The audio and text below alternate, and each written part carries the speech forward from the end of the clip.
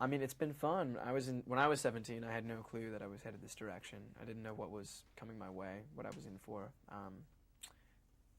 But I mean, it's been a wild ride. It's been pretty crazy. So buckle down. When you're 17, get ready. Things could get crazy.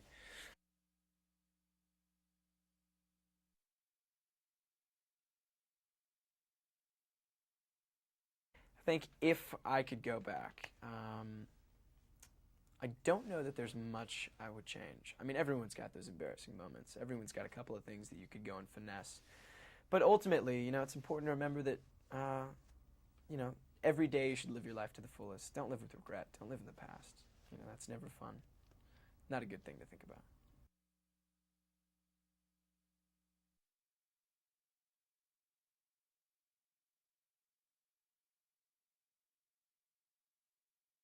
I kept my options open when I was young. I decided I have to get good grades at everything. And, I just studied hard in school and tried lots of different hobbies.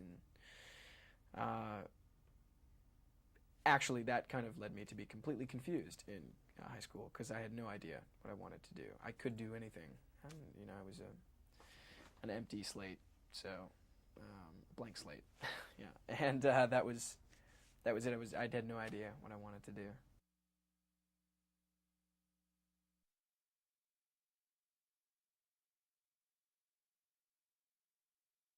Absolutely. We had a lot of ideas, and we, especially towards the beginning of the film, before we started shooting, we collaborated quite a bit, and he was full of ideas and advice, and yes, there were moments in the script when I read certain lines and would just say, "Man, Matthew has to come out here. Matthew, this is his line. I'm just saying it," and I'd call him up, and sure, he might give me a line reading here or there.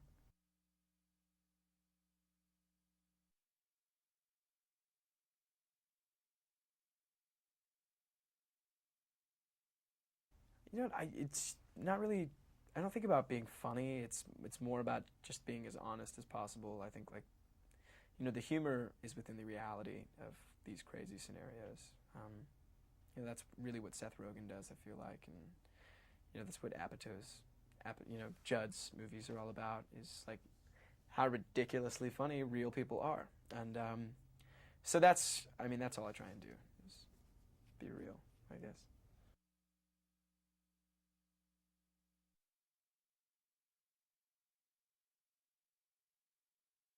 I don't know. It's so much happens in one small movie. I would say, do you want my quick little like spiel on the film? Okay, I'd say it's about a guy who is living in the past. He's got a lot of regrets from his early life, and he wishes he could go back to being 17 again and have a do-over. Essentially, his wish comes true, and he realizes that he had everything he needed all along. But it's a pretty wacky time watching him try and figure that out. So, yeah.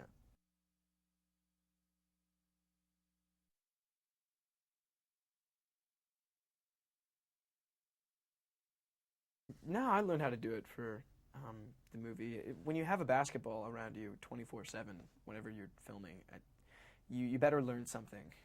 It's gets boring just holding it the whole time. So during High School Musical 3, Corbin was spinning the ball on his finger, and it was just awesome.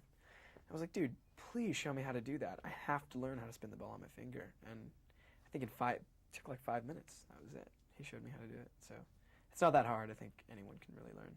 Everyone thinks it's CGI. It's so funny. Keep going on like talk shows, and they give me a basketball. Like, really? Prove it. I'm like, all right. And we don't have a basketball.